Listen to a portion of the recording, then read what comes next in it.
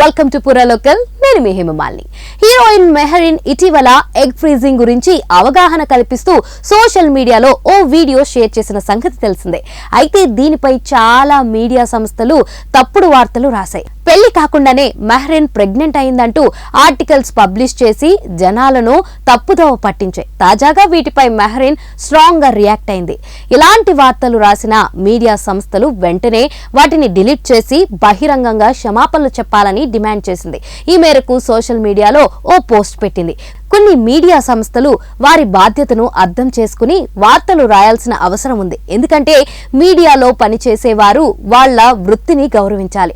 అలా కాకుండా తప్పుడు సమాచారాన్ని ప్రజలకు చేరవేయడం అనైతికం, అలానే చట్టవిరుద్ధం. ఇటీవల నేను పెట్టిన ఫ్రీజింగ్ ఎగ్ పోస్ట్ పై కొన్ని మీడియా సంస్థలు ఇష్టం వచ్చినట్లు వార్తలు రాశారు. అయినా నేను ధైర్యం చేసి ఈ అంశం గురించి మాట్లాడాను.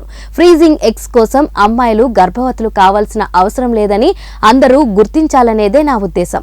ఓ బాధ్యతమైన సెలబ్రిటీగా కొందరికి దీని గురించి అవగాహన కల్పించడం కోసమే నేను ఈ పోస్ట్ పెట్టాను. పిల్లలు అప్పుడే వద్దు అని భావించే కపుల్స్ కి ఎగ్ ఫ్రీజ్ పద్ధతి ఉపయోగపడుతుంది. అందుకే దాని గురించి మాట్లాడాను.